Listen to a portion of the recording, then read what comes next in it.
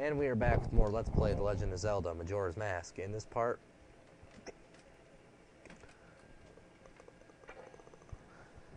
we will be doing my favorite, what makes this temple the best temple in Zelda history. This temple has 2 songs, too, by the way. This place is absolutely genius. I mean, come on, flipping the temple over. I have to do it 3 or 4 times, though, which... You're gonna get the fairies. You only gotta flip this 1 time, technically. But doing 100%, there's gonna be quite a bit of flipping involved. So, because we'll have to flip it again to right side up 1 more time to get 3 fairies inside, which means Elegy of Emptiness 3 more times. But who the fuck cares? We're in Stone Tower. Gives you more time to really look and enjoy the dungeon. I mean, this place is absolutely amazing to look at. And then if any sun switches come wrong now, oh yeah, fuck the mirror shield. I'm not going to even waste my time with it. I love the mirror shield design in this game, too. I'm just going to be smart and stick to the obvious. And just use the light arrows. It's a little bit easier. Now... here's where people say this dungeon gets a little bit too hard. This is where the dungeon gets absolutely incredible. It's upside down, everything's completely flipped. How they rearranged it so perfectly that it looks like the dungeon is actually flipped over is beyond me. And this part confused a lot of people. Oh, speaking of which, did I ever shoot that fucking sun switch on the... No, I didn't. Fuck me. Did I reach that from here?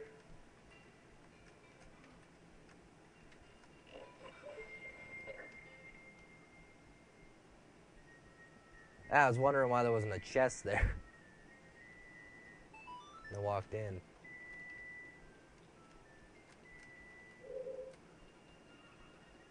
That's why I'm forgetting a lot of stuff.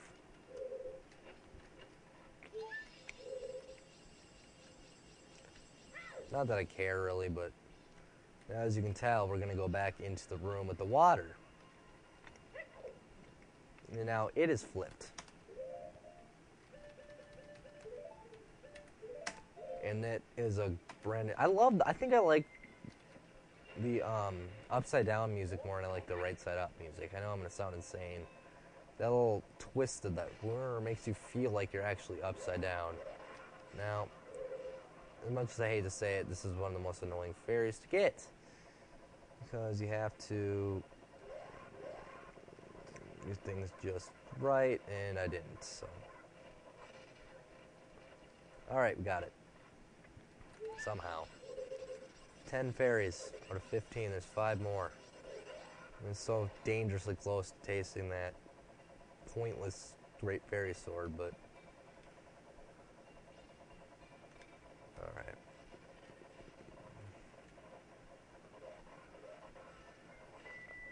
I think we're getting the 3rd key right now, too, in this room.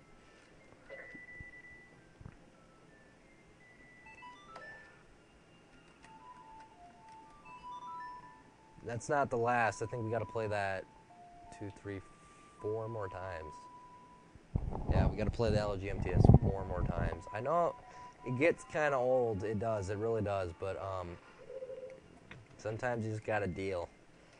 It's really not that bad of a situation. I mean, I'd prefer playing the Elegy of Emptiness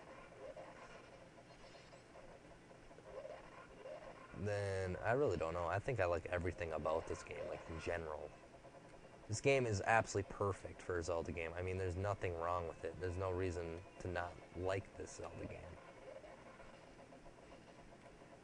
They gave you a fucking challenge, too, which is nice. And the other Zelda games are really easy. You had as much time as you needed to beat it. Time to look around. I mean, I should look around this dungeon, because there's probably a lot about it I don't know, and I would like to know.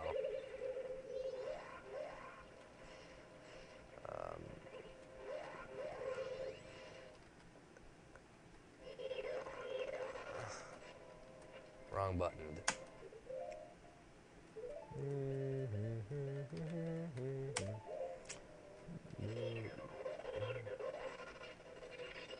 The fuck do you want from me? Get the fuck away from me.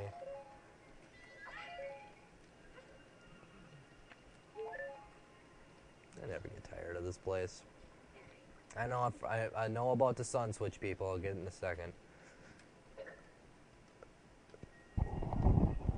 It's not a fairy, it's a key. So there's 2 more keys in this temple.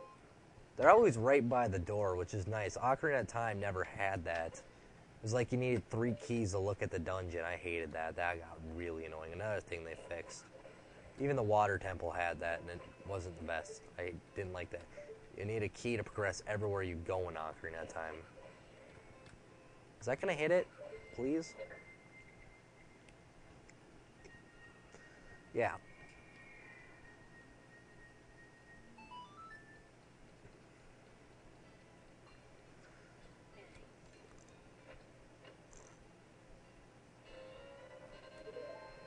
What? A key? Yes. Seahorses Gone Wild. Part 2. I would like that fucking to fall through, but you know.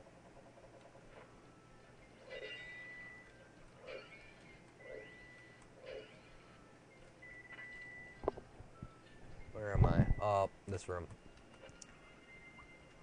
Now, I actually don't know what room this is.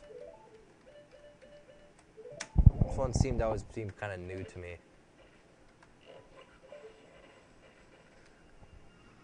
This is just amazing. How much cooler does it get when you're doing puzzles that involve flipping the temple over and over again like this? Of course, this one's easy. The next one isn't. I think the next one's a block puzzle. My favorite block puzzle ever. I thought it was just interesting as hell. I enjoyed. Yep, we're in here. The only thing I don't like about this puzzle whatsoever is this. It's like, I don't need magic. Arrows would be nice, but I really don't need them either. This is probably the best block puzzle I've ever done. This is the most interesting, too. I mean, this is amazing. Look at this. You have to flip it over and over, and there's 2 different parts of the room to get it into place. I mean, this is absolutely genius, and this is brand new. As for it's usually ice block puzzles, which I hate. Honestly, I'm tired of them, and then half the time they're hard as hell. Which I don't mind them being hard. It just obviously it uses my brain, which is good, but something about it, like the one in Snow Peak Ruins, that was kind of boring after a while. It's like, Jesus, what do I do? I mean, I really didn't like Snow Peak Ruins either. That was the problem. It was kind of boring, too short. It was a very great dungeon, but at the same time, it was a great idea, and they fucked it up. I hate when Nintendo does that. They take a good idea, they fuck it up. And then now their long dungeons are the most looked down upon, and they're the best dungeons in the game. This one, the Water Temple, Twilight Princess, what would that be? And so I think Twilight Princess didn't have one Pacific dungeon. I mean, I like the City in the Sky. That would probably be the longest. There was really no puzzles in it. It was my second favorite dungeon in that game because it was original and new and exciting, and I really enjoyed it. But I really fucking enjoyed Arbiter's Ground. That's always going to be my favorite temple in that game for sure. I hated the Temple of Time. I'm sorry. I might be the only one that fucking says this. I hated the fucking Temple of Time. It was the worst temple. It's the worst Zelda temple in general. What kind of temple involves me spinning around, carrying around a statue using the most useless item in the game, and then has a terrible boss at the end of it? The dungeon was really boring. I'm sorry. I hate the Temple of Time. It's a freaking joke. I absolutely can't stand it. It's horrible. And this, of course. This is the last time I'll have to see this fucker, though.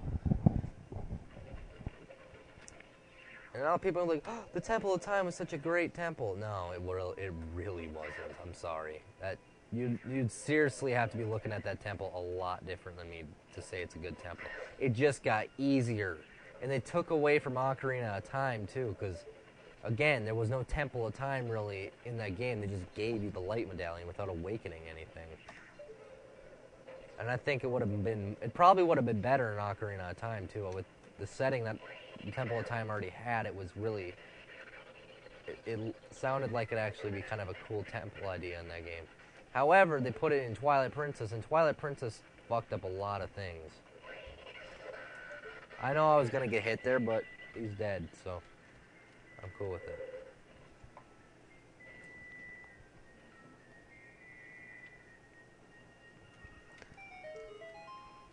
This will always probably be my favorite Zelda game, until Nintendo decides to pick it up and be original again. Skyward Sword looks kind of lame. I'm sorry, but I'm going to play through it because I can't judge a game before I play it. Oh yeah, I played Call of Duty. Yeah, I have. I'm just glad I kind of have a life. Oh. Yeah, I know. I really can't stand Call of Duty. That game is way... The game takes no skill whatsoever, really. All you do is shoot shit and not really have to pay attention. This game, you actually have to use your brain. This game is more for people with lives. That's how I should put it.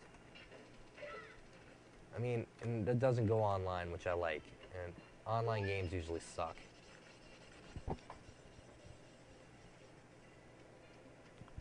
This will always be my favorite game of all time. This is just Nintendo. This is not just a Nintendo masterpiece. This is by far just a gaming masterpiece is all this is. This is... God damn it. I really don't even have the words for it.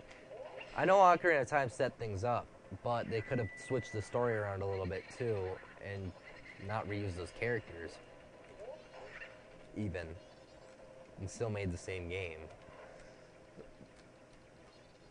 But I think make Ocarina of Time fair. Yes, it set things up for this game. I'll give it that. The characters, some of the enemies, the music is completely different in this game pretty much, but yes, Ocarina of Time did set it up in some ways. But the characters are always going to be better in this game too, which is another thing. I mean, in Ocarina of Time, none of the characters had any personality whatsoever. They were all just the same person every time you talk to them. They say the same thing.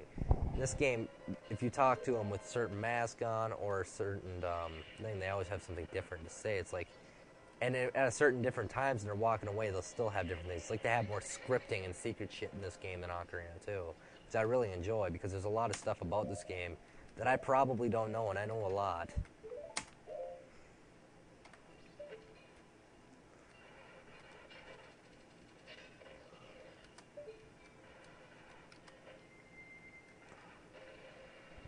This game is very high-tech compared to Ocarina of Time.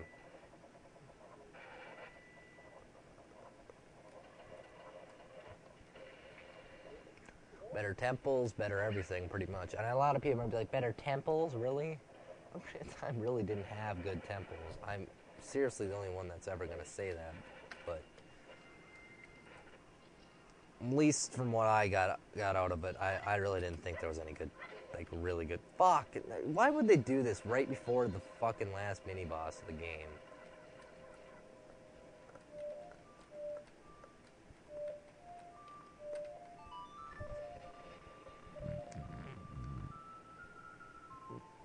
Yeah. Don't touch me. Find out what happens next part of Let's Play The Legend of Zelda: Majora's Mask. Bye!